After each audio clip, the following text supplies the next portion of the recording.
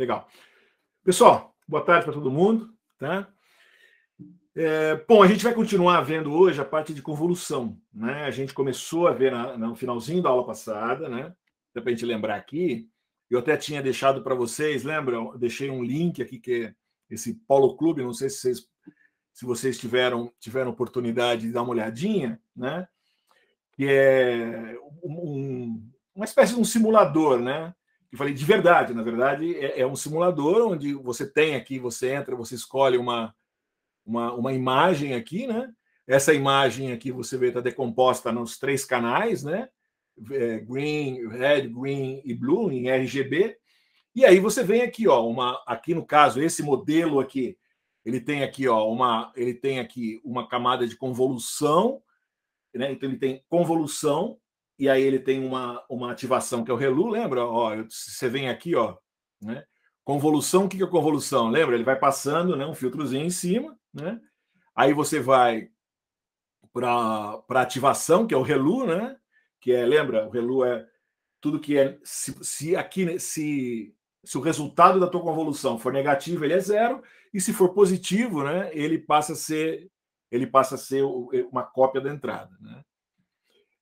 Aí você tinha uma outra camada aqui de convolução, mais um ReLU, e aqui tinha uma camada de max pooling, né? Lembra o max pooling? Por exemplo, aqui está input 60/30, 60/60, né? Que é essa matriz aqui. Ele vira 30/30. O que o max pooling faz? Ele pegava aqui, ó, esse caso aqui, o max pooling de 4, ele pega esses 4 pixels aqui, ó.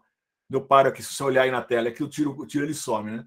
Mas eu olho esses 4 valores aqui, ó, 0,33, 0,27, 0,28, né? E ele pega o maior valor. Eu podia ter um average pooling também, é outra maneira. Mas a ideia é essa: tem 4 pixels, eu pego o valor do pixel maior. E aí você vai ver que, ó, o jeitão é muito interessante, ó. Você olha essa imagem é muito parecida, né? Então você vê, convolução é bem o mesmo jeitão sempre, ó. Convolução, ativação.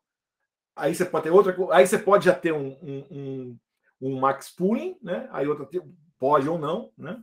Nesse caso ele usou convolução, ReLU e um max pooling. Depois aqui ele usou outra convolução, né?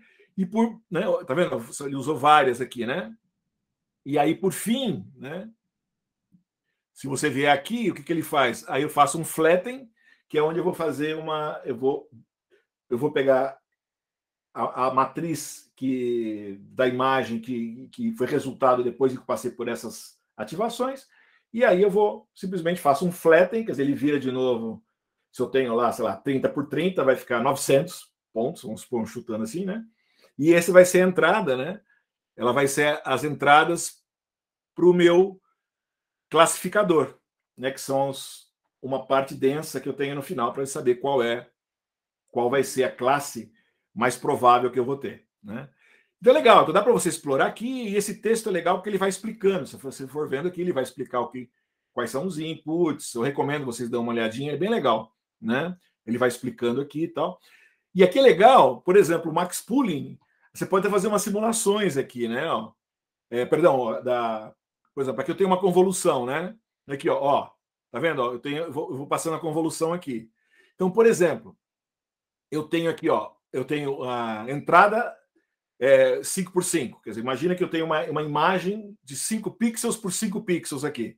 Essa é a minha entrada, né, de imagem. Aí, ó, o meu kernel é esse vermelhinho que eu estou andando aqui, né? Então é um kernel de tamanho 2. Eu podia ter um kernel de tamanho 3. Então vou pegar 2 para ficar mais fácil, ó. Vou pegar 3 mesmo, vai. Ó, eu tenho um kernel de tamanho 3. Então, imagina que eu tenho só nessa imagem pequenininha, quer dizer, meio ridículo, né? Uma imagem de 5x5 tem um kernel de 3x2. Mas, ó, e aí eu vou andar o que eu faço? Eu olho aqui e faço aquele cálculo, lembra que a gente mostrou? Eu tenho cada uma. Meu kernel, na verdade, é cada célula dessa, eu tenho um número que vai ser multiplicado pelo pixel de baixo e somado. Então, dependendo do valor, eu posso ter um negócio que vai reforçar linhas retas, verticais, horizontais, etc. Né? E aí ele vai se deslocando. O stride é a quantidade que eu desloco aqui. Então, por exemplo, se eu tiver um kernel de 2x2 aqui, mais um stride de 2, né? Não vai dar aqui, né? Deixa eu aumentar aqui. Se eu fizer 2 aqui, ó, O que acontece? Ele dá um pulo, ele vai pular de 2 em 2, tá vendo? Ele pula de 2 em 2. Tá? E aí vai ser o resultado final aqui. E aí, o normal, vamos supor, eu tenho um stride de 1 por 1, né? Eu tenho um stride de 1 por 1. Eu tenho um kernel de 3 aqui. Olha o que acontece. A minha imagem de entrada, ela é 6 por 6, mas a de saída é 4 por 4, claro. Por quê? Né? Porque eu estou perdendo, quando eu estou fazendo essas 6 aqui, eu vou fazer o cálculo e vou substituir o pixel do meio, né? Então eu perco a primeira linha e a primeira coluna.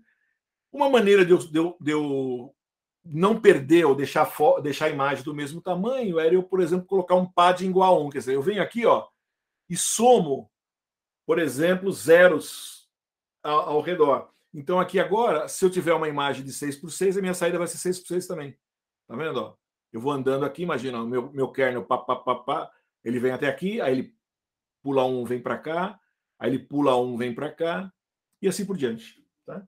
Então, quer dizer, quando eu passo o filtro na minha imagem. Então, é legal. Padding, né, é quando eu faço eu ponho um zero ao redor da minha imagem. Tá? Stride é a quantidade, é como que eu ando com o filtro. Stride 1, ele pula de pixel em pixel. Né? Stride 2 vai pular de 2 em 2. Né? Tamanho do kernel é o tamanho do kernel. Eu só falo que é um kernel 3, na verdade significa 3 por 3, é quadrado. Se é um kernel 2, é 2 por 2. Kernel 5, 5 por 5. É esse tamanho. Quando eu vou fazer o cálculo, né, para mim substituir sempre o valor do meio aqui. Aquilo que a gente viu na aula passada. Eu mostrei alguns exemplos para vocês. Né? Na prática, só para você ter o conceito, né? A gente vai fazer, isso vai acontecer automático, tá? Então, legal. Aqui está a Relu, né? Então, olha, pessoal, se vocês ainda não deram uma olhada, deem uma olhadinha em casa, tá? Dá uma brincada um pouco, acho que é uma maneira legal para você ver o que acontece nas camadas e tal. Na prática, você não vai precisar, mas, de novo, é dentro daquele conceito da gente pegar bem o conceito do que anda por baixo. Né? Então, depois nós vamos trabalhar com o TensorFlow e ele vai fazer isso tudo para nós. Mas é importante eu ter uma ideia do que está acontecendo por baixo. Tá bom? Legal. Pessoal, outro conceito importante.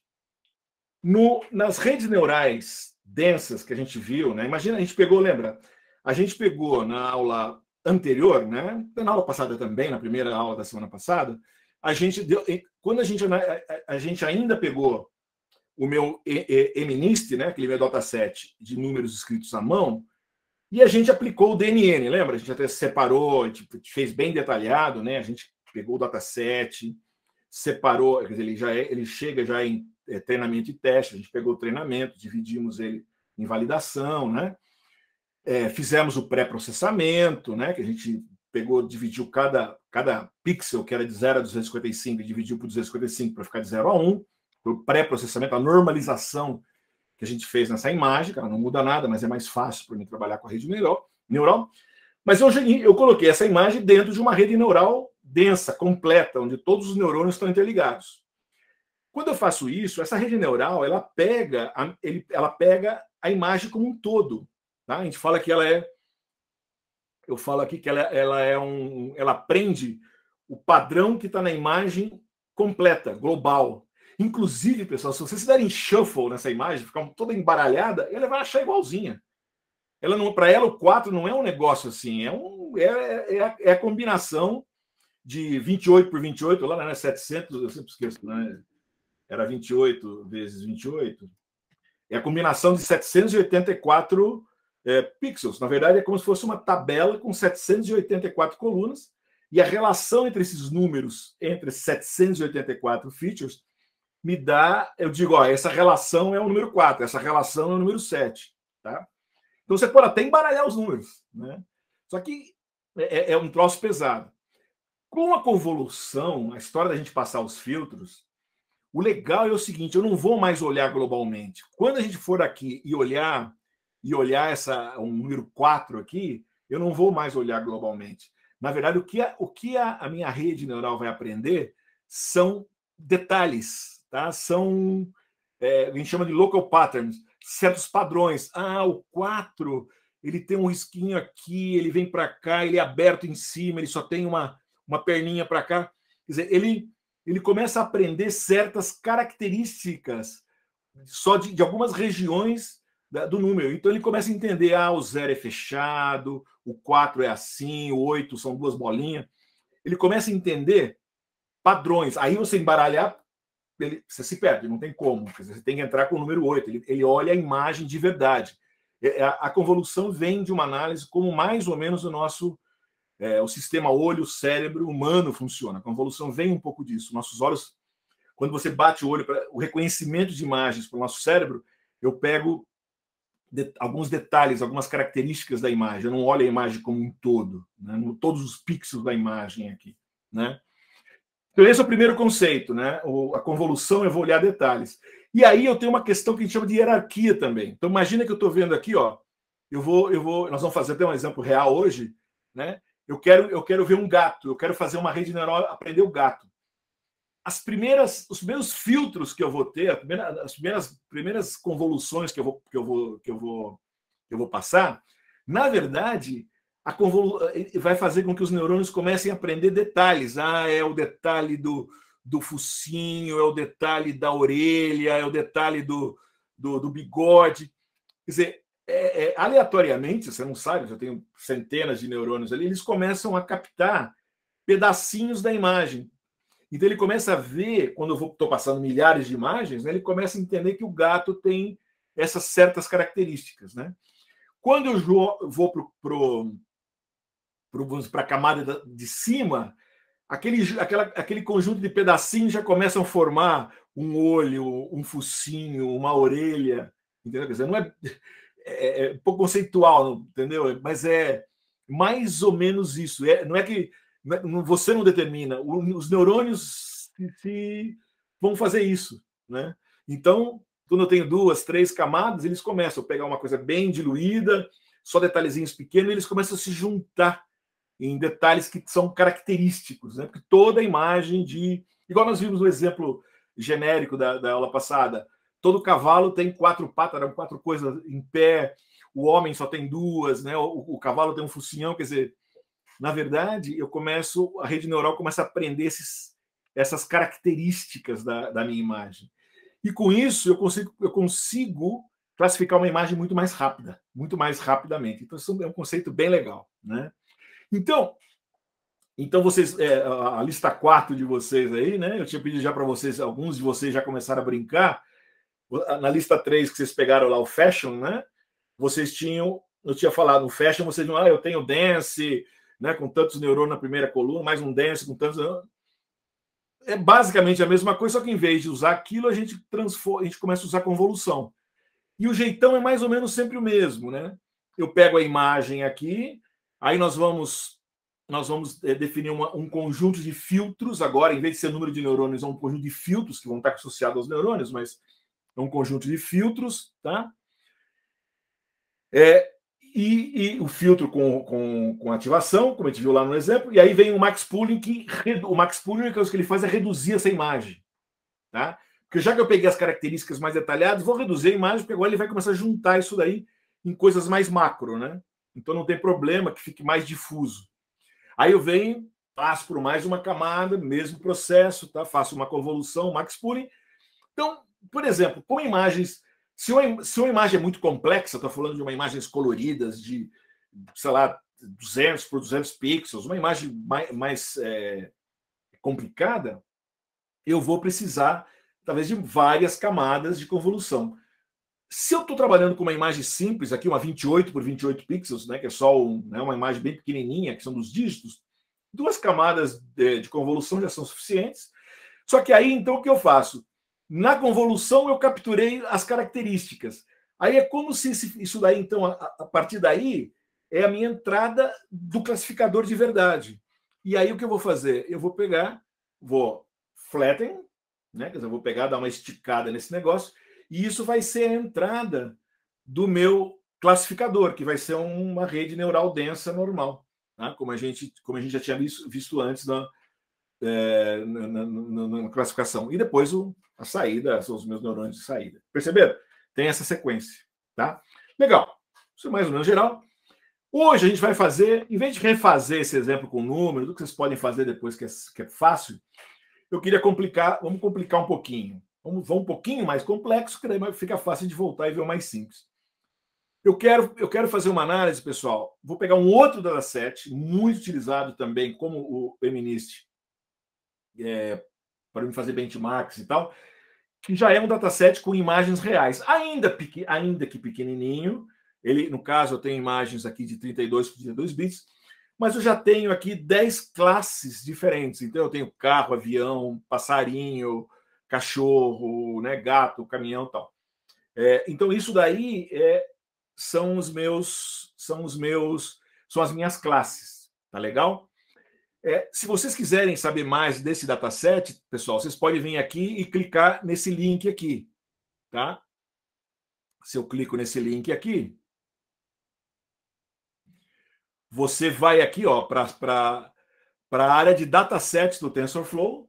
É legal, daí ele vai te mostrar aqui, ele vai te dizer, olha, isso aqui é um dataset, o tamanho que tem o dataset, eu tenho 10 mil imagens de teste, eu tenho 50 mil imagens de treinamento, tá? O shape das imagens são 32 por 32 por 3, quer dizer, então eu sei já que são 32 pixels por 32 pixels por 3 canais, que é RGB, que é colorido, tá?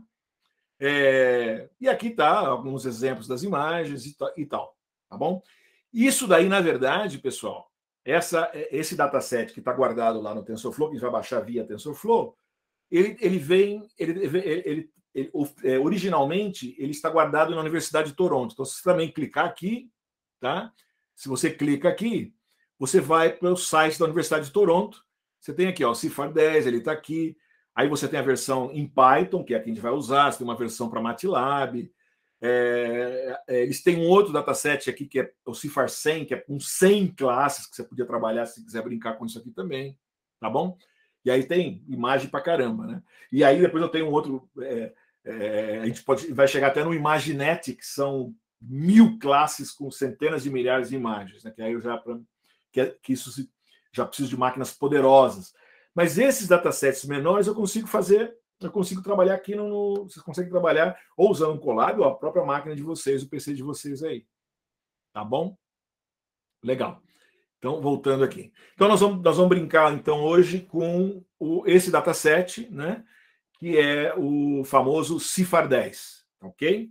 Lembrando, então, ele tem lá 60 mil imagens, agora imagem 32 por 32, imagens coloridas. Mas ele tem algumas características importantes, pessoal, aqui. Primeiro, até agora, vocês só tinham trabalhado com imagens com dois conjuntos, que foi o MNIST de números, né? E nas lições Fashion MNIST, que também eram bem parecidos, né? Que era com as imagenzinhas de vestuário. Mas quais são as características? A gente limitou bastante. Primeiro, era monocromático, um canal só. Então eu tinha um pixel, né? Eu tinha 28, lá, os 784 pixels, cada um deles variando de 0 a 255, né? Com tons de cinza. Um canal só, primeira coisa. Segunda, todos os dígitos eram mais ou menos centrados, vocês lembram? Todos eram mais ou menos no meio da figura. Tá? Obviamente, quando aquilo é real, foram pessoas que escreveram, quem fez o primeiro dataset, foi o paper que desenvolveram, a moçada, os cientistas que fizeram aquilo, depois acertaram, tiraram o fundo, quer dizer, todo o fundo é neutro, né? Se você considerar o fundo branco, você tem o dígito, né, no centrado e todos variando de 0 a 55. Quer dizer, fica bem fácil. Quando agora eu vou para o CIFAR 10, essas imagens são reais. Elas são 10 classes de avião, de carro, passarinho, etc. Mas essas imagens, a única coisa que esse dataset faz, ele reduziu a imagem. São imagens de cachorros de verdade, são imagens de carro de verdade. Algumas têm um pouco de mistura, né?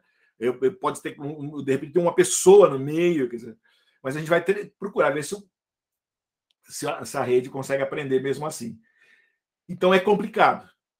Eu reduzi bastante, que é para poder rodar num computador menor como o nosso aqui, ou com uma única GPU. A gente vai conseguir fazer, já vai começar a demorar um pouquinho mais, mas eu vou conseguir fazer. Então, As características do Cifar 10 são imagens reais, são imagens que não são mais centradas, tá? São imagens que o fundo podem ser qualquer coisa, então, de repente eu posso ter um barco com céu azul, mas eu tenho também um avião com céu azul. Putz, olha só, eu vou ter que diferenciar um barco de um avião com o mesmo fundo, mas de repente eu tenho um cavalo, sei lá, eu tenho grama embaixo, perceberam? Então uma hora é verde, a outra é azul, ou eu tenho verde e azul, porque eu peguei, conforme eu pego a imagem, eu pego o chão e pego o céu.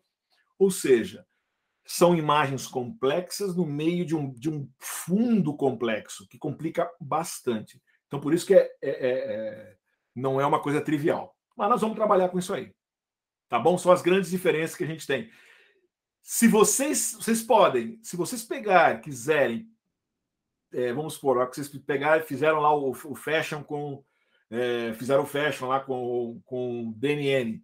Se vocês quiserem trocar para esse dataset do Cifar, vocês vão fazer. Vai demorar um pouco mais, as imagens são um pouco maiores e tal, mas vocês vão ver que, apesar que vocês conseguiram 90 e tantos % de accuracy com o DNN, né,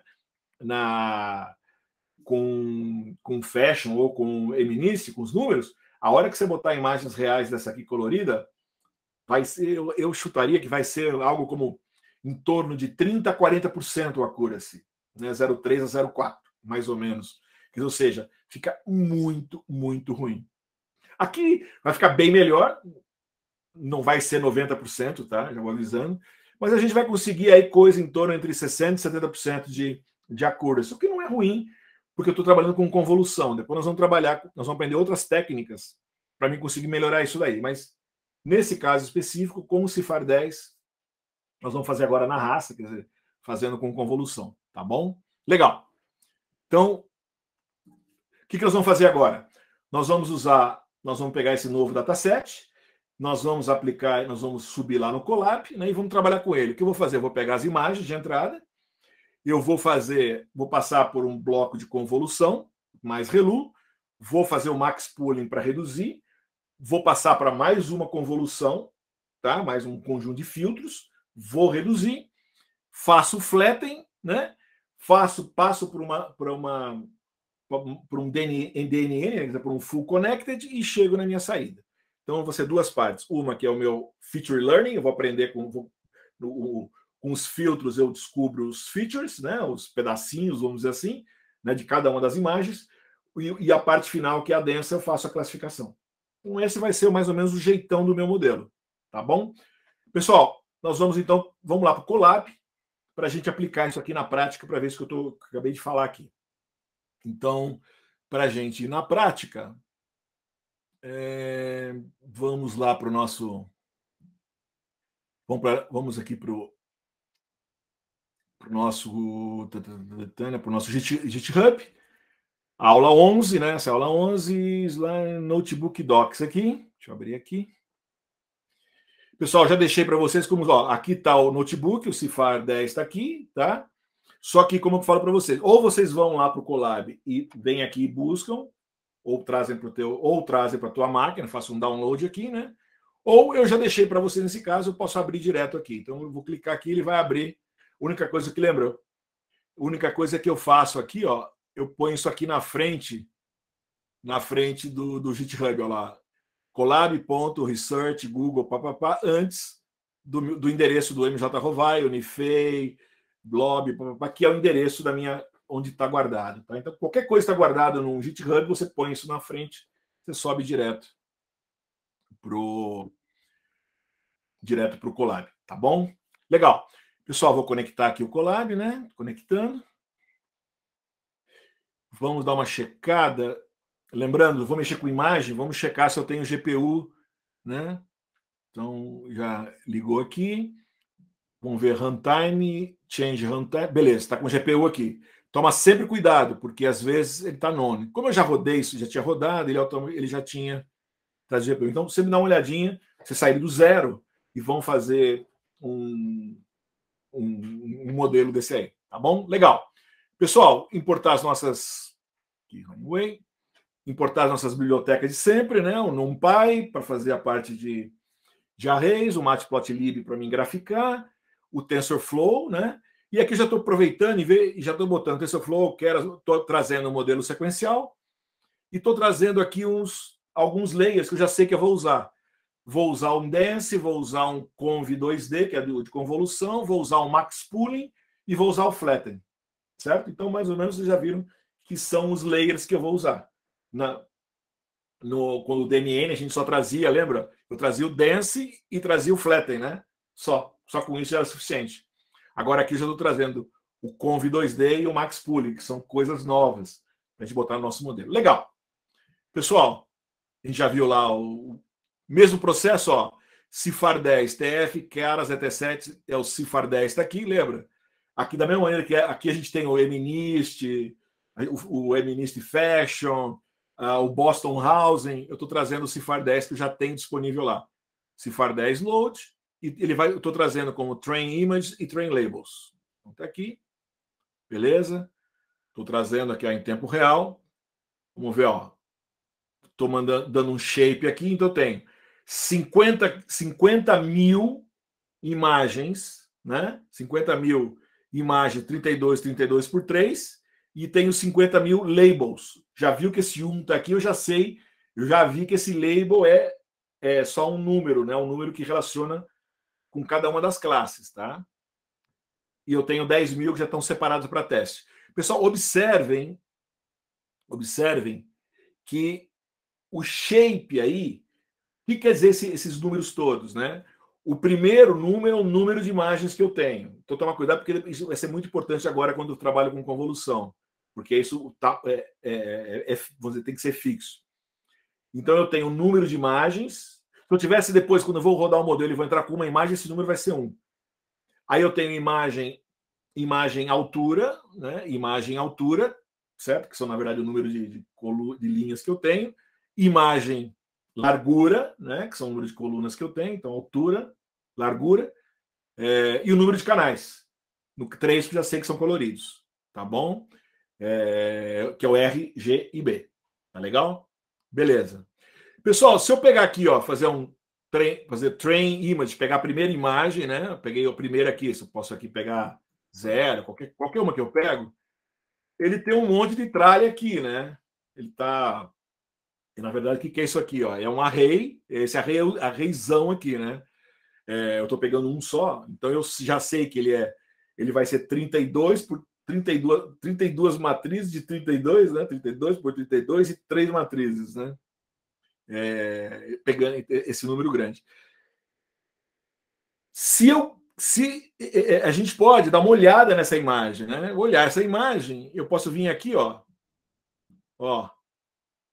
faço o PLT in show, lembra? Que a gente fez, estou pegando a imagem, ó, a imagem, ó, eu só peguei o tamanho aqui 2 por 2 para diminuir, porque se eu não tiver isso aqui, se eu não tiver o tamanho da imagem, né? Ó, esse é o normal, ela vai abrir aqui, ela fica mais estouradora. Então, eu vou baixar um pouquinho só visualmente, não estou mexendo, não estou aumentando ou diminuindo, só visual, né? Menorzinho, parece que dá para ver melhor, né? Mas vou deixar assim. Então, ó, se eu pegar 0 aqui, a imagem 0, ó, isso aí é um sapo, tá? Difícil de ver, né? Olhando de longe, acho que é um sapo, acho que é melhor até tirar aqui, né? Isso é um sapo. Sapo. Deixa eu pegar a imagem 10, sei lá. Deixa eu ver o que é isso aí. Ixi, essa aí não tem nem ideia. Eu acho que isso aqui deve ser um deer. Depois a gente confere. E vamos ver aqui, ó. Se eu pegar o train label aqui, ó. Se eu pegar o label 10. Se eu pegar o label 10 aqui, ele dá um array 4. Por isso que eu venho aqui e ponho 0, só para ficar mais bonitinho, tá, gente? Para tirar esse número daí de dentro. Então, ele é o 4. Mas o que é o 4? Né? Vamos até voltar. Se eu voltar na apresentação aqui.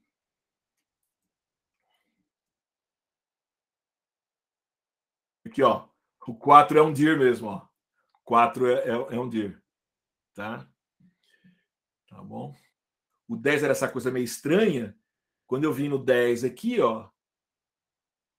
Deu 4, né?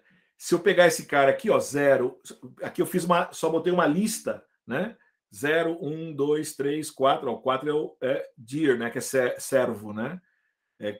0, 1, 2, 3, 4, 5, 6, 7, 8, 9, né? Aí fica mais fácil eu pegar isso aqui. Então, se eu pegar aqui agora, ó, o 10 aqui, não, perdão, o 4 aqui, ó, e executar isso aqui, olha lá, deer.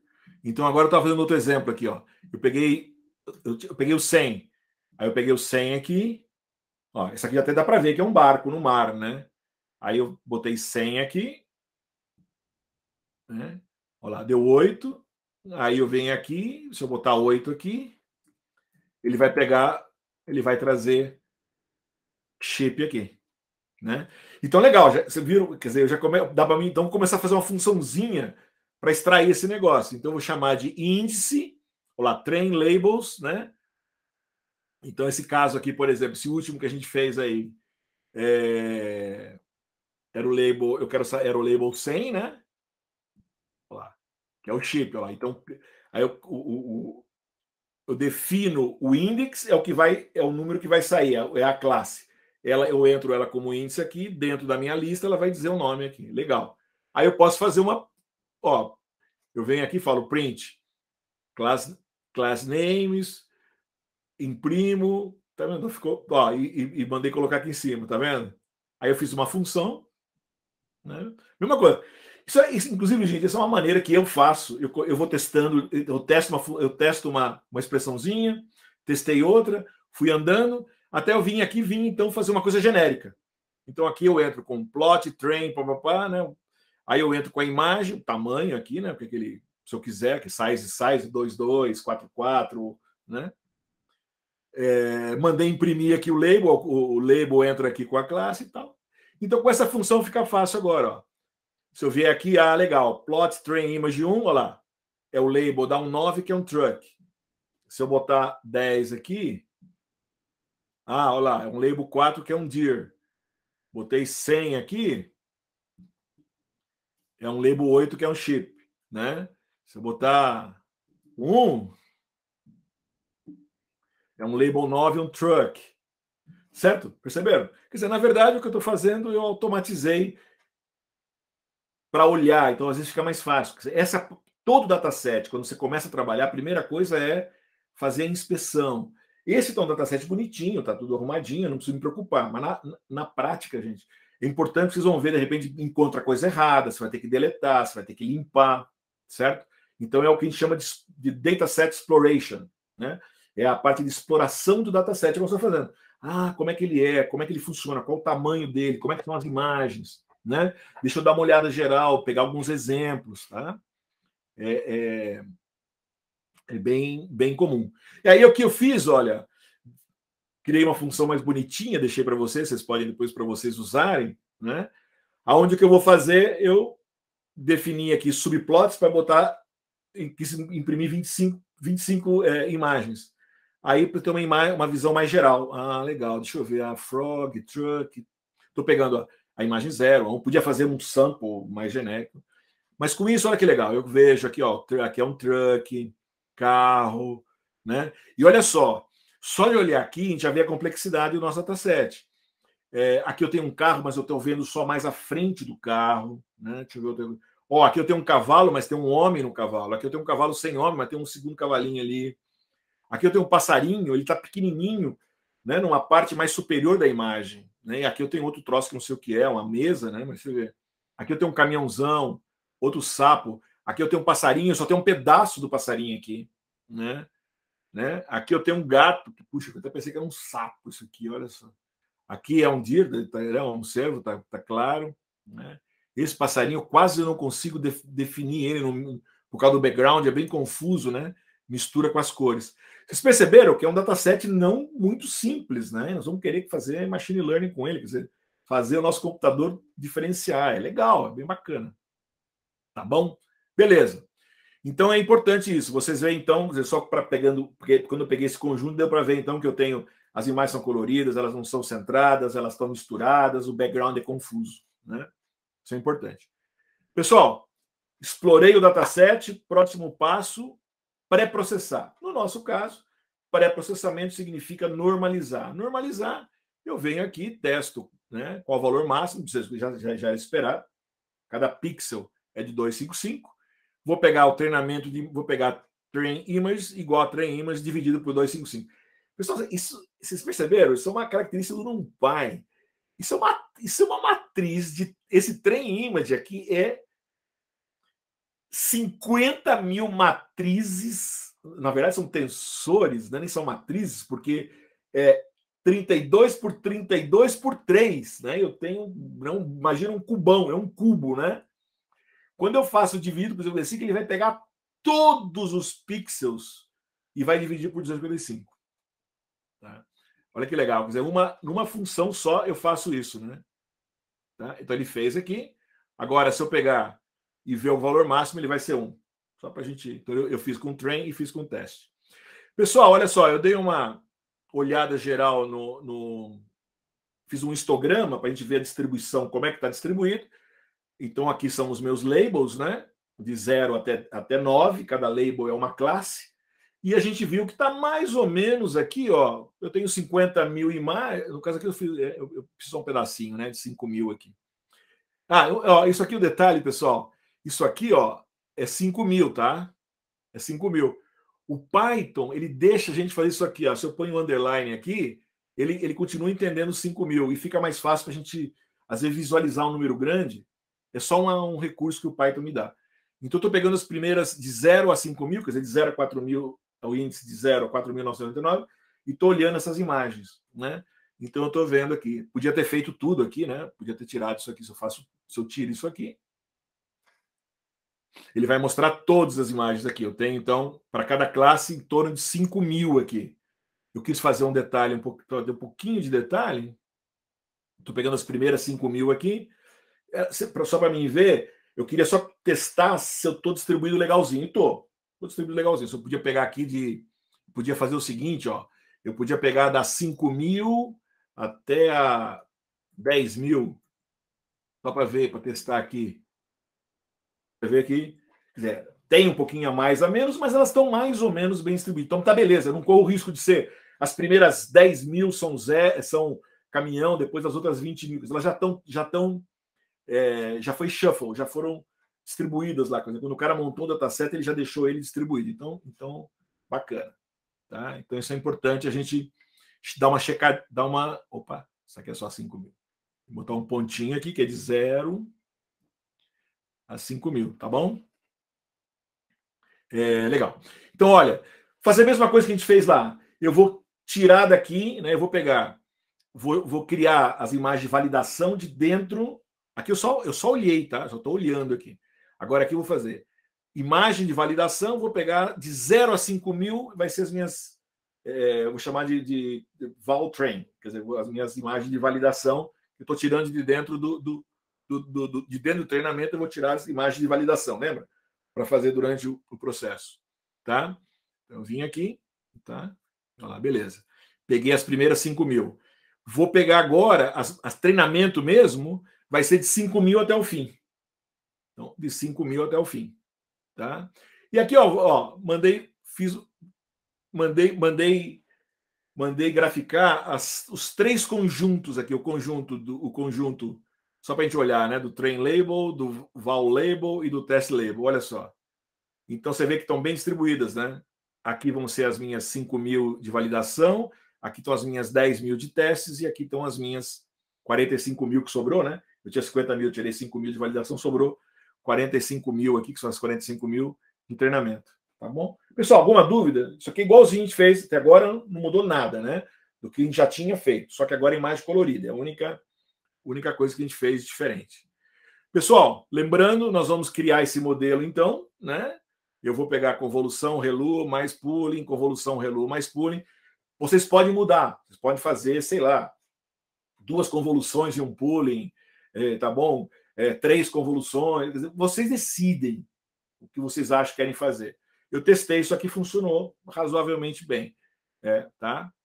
O importante é ter a parte de convolução, que você vai fazer, que é a parte para aprender os features, e depois a parte de classificação, que é uma densa no final.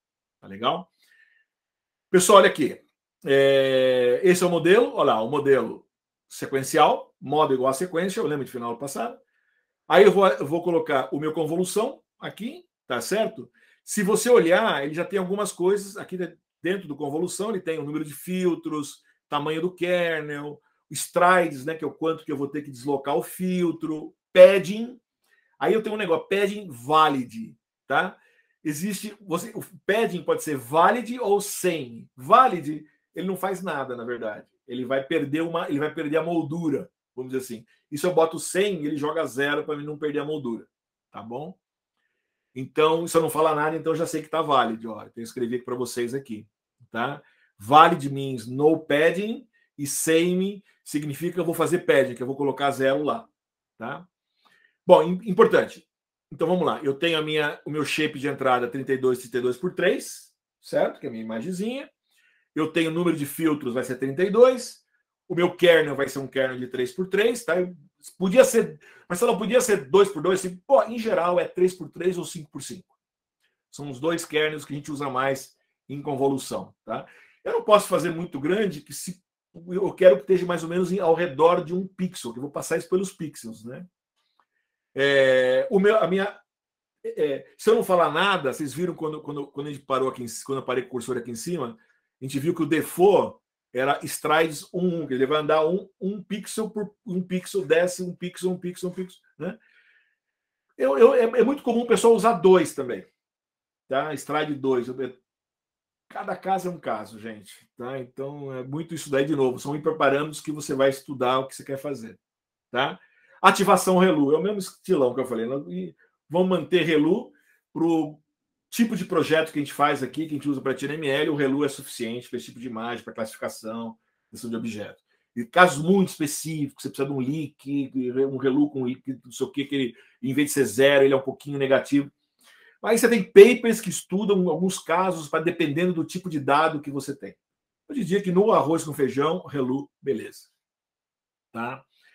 Legal. Então, olha, pessoal, aqui está uma convolução, tá? Max pooling, 2 por 2, que vai reduzir, lembra? 2 por 2, eu já sei que ele vai, eu vou começar com 32, já vai ser perto de 16 aqui, tá? 16 por 16.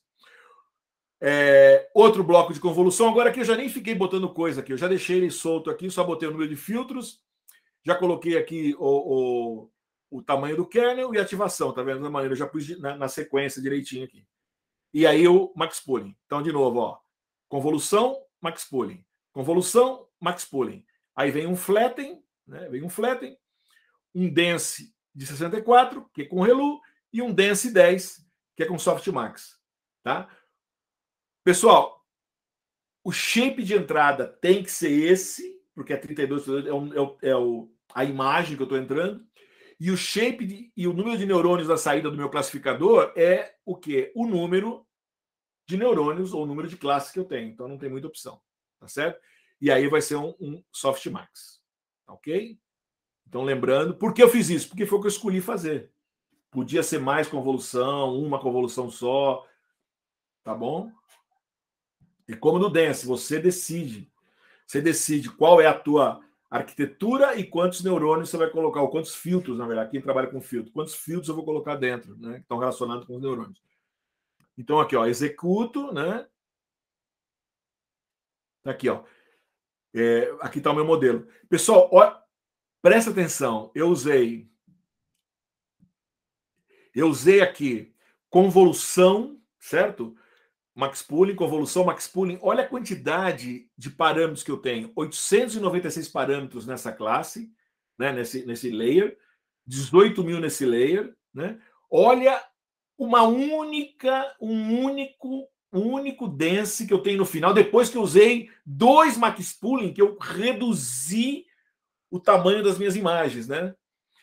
147 mil parâmetros. Então, esse modelo que eu acabei de fazer aqui, ele tem no total 167 mil parâmetros, mas 90% desses parâmetros veio da onde? Dessas 3 últimas, dessa final da camada aqui, que é o classificador, que é esse cara que está aqui. Então, o grande lance, pessoal, o lance legal da convolução, a convolução faz muito cálculo, porque eu tenho um monte de filtro, né? Eu estou passando um monte de operações matemáticas, tá? Mas eu tenho poucos parâmetros no final, eu gero poucos parâmetros. Então eu preciso de processamento para fazer a parte de convolução. Então eu preciso de uma máquina mais potente, ou eu gasto energia para fazer os cálculos matemáticos aqui, mas eu preciso de menos memória.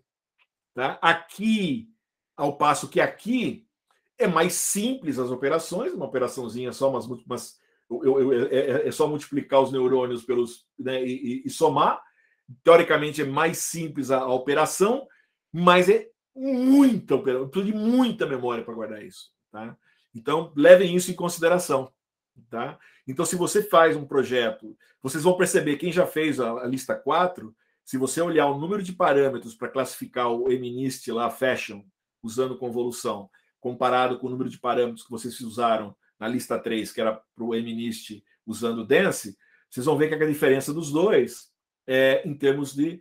Em geral, o convolução ele vai demorar um pouco mais para executar, porque ele, como essa parte é mais intensa, né?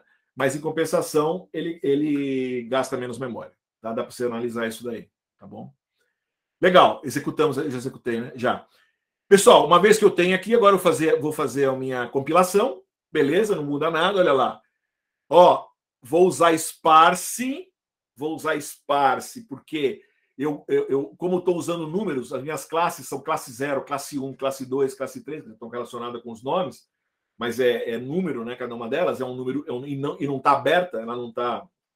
Eu não usei o OneHot. Na lista 4, eu sacaneei vocês, eu usei o OneHot. Né? Então você tem aqui, você não pode usar o Sparse, você vai usar só o Categorical, porque já está beleza, já tá aberta o meu Y lá, né? O meu Y já está aberto, tá? O Optimizer é o Adam, beleza, não tem nada de especial aqui, tá? Criei o meu compilador. Vamos treinar agora, fazer o treinamento. Vamos usar 20 épocas aqui, tá? Podia ser 10, podia ser menos, né? Olha só, vou treinar minhas imagens, train labels, o número de épocas que eu defini aqui em cima, e o meu dado de validação está aqui. Eu vou usar os dados que eu separei lá, né? Os 5.000 que eu separei. Aqui está os 45.000 e aqui está os 5.000, tá bom? Opa, esqueci o número de épocas aqui. Vamos lá, se tudo der certo. Ele vai demorar um pouquinho mais agora, vocês vão perceber que ele é mais lento do que a gente aconteceu no caso passado. Tá bom? Pessoal, enquanto ele executa aqui, dúvidas? Alguém está com alguma dúvida?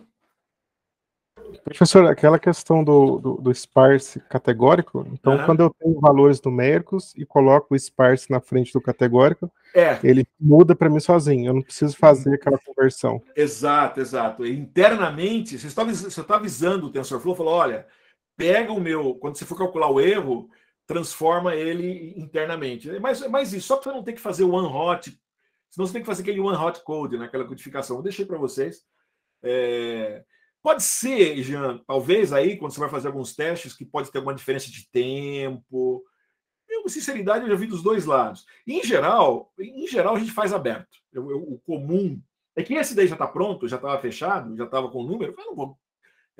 E te deixa, e tem essa opção que o TensorFlow dá. Mas quando você cria os modelos, em geral, a gente cria, a gente vai definir, estou criando o modelo, tirando, né, montando. É comum a gente deixar aberto. Tá? O Edge Impulse, por exemplo, ele abre todos, ele vai deixar sempre abertozinho, e aí, em vez de usar o Sparse, vocês vão ver que ele vai usar só categórico cross entropy. Acho que hoje ainda dá tempo de mostrar para vocês. Tá? Mas é só você tomar esse cuidado, de olhar, no caso, como eu baixei o dataset, eu tenho que olhar como é que está o dataset. Está com número, então eu vou usar Sparse. Se tivesse 0,00001, 1,000, quer dizer, deixando abertinho, aí eu já usava só o categórico cross entropy, tá bom? Entendi, obrigado, professor. Por nada. Vamos ver, tá indo aqui. Já foi 12 aqui, né? Pô, parece que tá indo bem, né, gente? Ó, tá, ele começou com 0,45 aqui de accuracy no treinamento, 69, 71, opa, já está no 0,80 aqui, olhando no treinamento, né? Aí você fala, pô, Marcelo, mas a gente fez no outro lá, tinha dado 95, 98, sei lá, né? Bem alto. Mas, de novo, aqui é complexo. Agora, gente, eu tenho 10 classes aqui, né? Se eu chegar a 0,6, 0,7, sei lá, né, de accuracy, ou 0,8, na top, né, ele está descobrindo essas classes, meu, isso aí é bem interessante já, né? Se eu fechar o olho, mostrar uma foto para vocês, né? Eu mostro uma foto, pessoal, fechem todo mundo o olho aí e mostro uma foto de que foto que é essa? Aqui, ó, eu tô com uma foto na mão aqui, ó, eu tô com uma foto aqui na mão.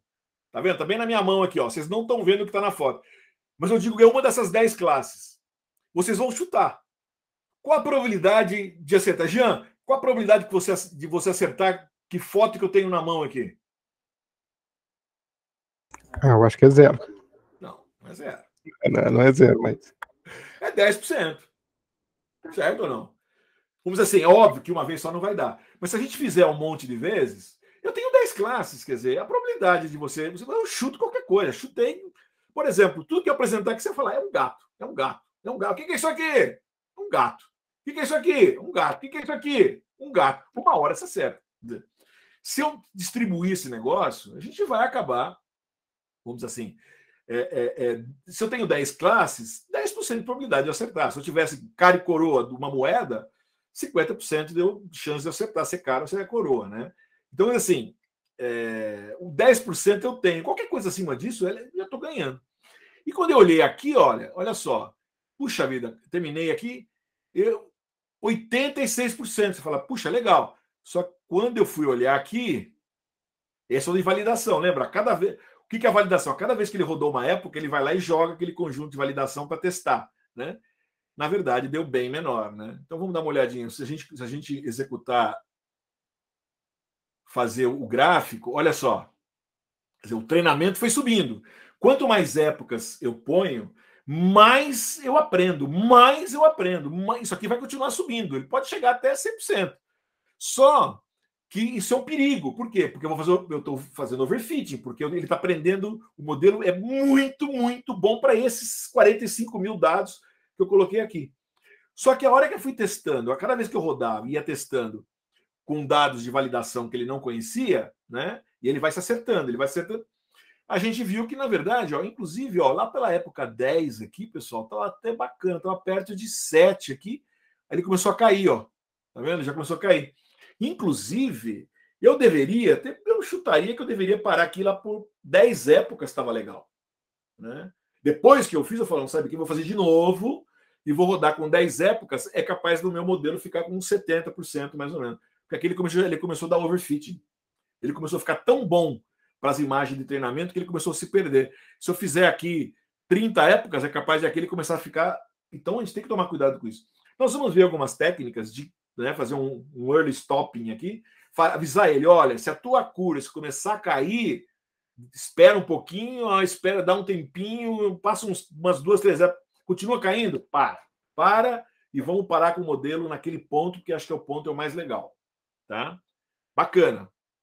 Pessoal, olha aqui, ó. Vou fazer o Model Evaluation. Aqui eu estou pegando todos os dados de treinamento de novo, só para ver qual que é o valor. Peguei todos os dados de validação e todos os dados de teste, que esses aí o modelo nunca viu, só para a gente comparar. Olha só. Eu cheguei 0,85 de accuracy dos dados de treinamento, 0,68 mais ou menos, né? Aproximando, 0,68 para os meus dados de validação. E quando eu entrei, que foi o terceiro, com os dados de teste, que era aqueles primeiros, lembra, os primeiros 10 mil que eu nunca mexi com eles, né? Eu cheguei numa accuracy de 0,67. Então, olha, eu estou dizendo o seguinte, esse modelinho que a gente acabou de fazer, um modelo real, eu consegui fazer essa máquina, fazer um aprendizado de máquina com fotos reais, apesar de elas serem fotos pequenas para poder trabalhar aqui, mas é foto de verdade. Eu posso pegar qualquer foto do meu cachorro aqui, reduzir ela para 32 por 32, ela vai funcionar, né? Estou dizendo para você, o meu modelo está acertando, de cada 3 ele acerta 2. Né? Mais ou menos isso. O que é bem melhor do que se ele chutasse, que seria um em cada 10 que ele acertar, né? Tá bom? Então, interessante isso aqui. Tá? Aí aqui eu vou pegar, olha, eu estou pegando agora, estou criando uma lista de predictions aqui, tá? Ó, eu estou pegando todas as minhas imagens de teste e estou calculando todos os meus valores, né? Tá? Os meus 10 mil aqui. Para quê? Para mim poder fazer para mim fazer o que a gente chama de classification report e a matriz de confusão. O classification report está aqui, ó. Para cada classe eu vou ter a minha precisão recall, lembra, né? Precisão recall, que tem a ver com meus falsos positivos e falsos negativos, tá? O meu F1 score, que é ele faz um balanço entre falsos positivos e falsos negativos, tá? Aí a matriz de confusão, tá? Que está aqui, olha, o importante, lembra, é a diagonal, só que aí, né, aqui a gente faz usando o Seaborn, fica mais bonitinha, né? Olha só, lembra, a minha coluna central é os meus acertos, né? Então, por exemplo, eu tinha aqui X imagens de avião, né? Ele de automóvel, 790 ele acertou como sendo automóvel, né? Algumas, e mais 30 ele achou que era avião, 6 ele achou que era passarinho e tal, né? Então aqui eu tinha, era o meu real e esse é o que ele acha na vertical, né? Mas olha, como eu fiz aqui um heatmap, quer dizer, quanto mais azul, maior o número, a gente vê que legal, ele está bem legal, ele acertou bastante aqui. Mas olha, por exemplo, esse aqui está mais escurinho, significa que ele confundiu, em 272 casos, ele confundiu cachorro com gato. Em 124 casos aqui, ele confundiu caminhão com automóvel. Né? O que mais que interessante aqui? Ó, em 122, ele confundiu passarinho com cervo. Né? Esse aqui ele foi gato, um gato com 105 ele confundiu gato com frog. Tá bom? Mas olha, de uma maneira geral, ele em torno aí de uns 700 ele acertou. Então, quer dizer, isso me dá uma visão geral do meu classificador, tá? Isso é a parte de teste que eu fiz, tá? Agora eu podia fazer uma coisa que eu quero testar. Então, por exemplo, estou pegando aqui, ó. Se eu pegar agora uma imagem de teste que a gente sabe que ele não viu, eu podia trazer uma para cá, né? Estou pegando a imagem 15 aqui, só para ter um exemplo. Vou pegar outra qualquer. Vou pegar a imagem. Vamos tentar fazer com aquela. Era o 10, aquela imagem maluca, lembra? Deixa eu ver se é isso mesmo. Não. Agora, desculpa. Eu cortei. Essa tá bonita, né? Esse é um avião, né? Mas olha, meio estranho. Tô pegando essa imagem do avião. Ok? Vamos olhar o label dela aqui. O label dela é 0. Se eu botar 0 aqui. Avião, tá? Quer dizer, isso aqui eu sei, estou pegando o label, né? Então, beleza. Então, vou pegar essa imagem, estou pegando a 10, né? Estou pegando ela aqui, estou olhando o shape dela, é 32 por 3. Pessoal, eu vou ter que, para mim, rodar o modelo, eu tenho que mudar o shape, porque ele foi treinado com uma dimensão a mais. Então, eu vou ter que transformar essa minha imagem em 1 por 32 por 32 por 3. É a mesma imagem, mas ela tem uma dimensão a mais. Tá? Então, aqui. Model predict my image. My image daqui. Ele achou que era um deer. Não achou legal. Ele errou essa daqui, né? Tá vendo? Vou ver o seguinte: vou fazer um programinha. Tá? Eu fiz um programinha agora que entro com a imagem. Aí o que eu vou fazer? Vou fazer o reshape dela, vou descobrir qual que é o label, tá? Depois vocês olham com calma aí. Então agora eu vou pegar a mesma. Sempre é bom pegar a mesma para a gente ver se funcionou. Olha lá. Era um avião, ele achou que era um servo, né? Então, se eu pegar, sei lá, vou pegar a imagem 0 aqui. Um gato, ele acertou que era um gato. Vou pegar a imagem 1. Era um navio, ele disse que era um navio, tá vendo? Né? Vou pegar a 100 aqui. Ó, isso aqui era um deer, ele acertou que era um deer. Estão vendo que legal, gente? Aqui tem outras, né? Essa aqui a gente já viu, a 0, né? Botei várias aqui, a 1, só para chip, a 2, chip. Essa daqui, airplane, isso aqui era uma propaganda de um Concorde, né? Essa daqui, frog. Até que tá bem, ó, frog. Né? Puxa, sabe que 50? A primeira que eu tinha pego lá, ó, essa aqui é um truck, ele achou que era um horse. Vocês perceberam? Mas ele acertou um monte, né? Tá? Bom, aqui, se quiser ver, eu posso salvar o meu modelo e olhar. Esse modelo funciona. Vocês viram aqui, ó, isso daqui é o meu deploy. Ó, o meu deploy. Eu criei uma função aqui. Eu podia, sei lá, usar Flask, isso aí agora. Quem conhece, fazer front-end, legal. Aí eu capturo uma imagem e testo ela. Subo a imagem, transformo ela em 1 por 32 por 32 por 3 e ele consegue me dizer o que é. Tá bom? Bacana. Voltando aqui, a gente já falado, fizemos aqui. Pessoal, isso é o que a gente já vê nessa primeira aula, tá bom?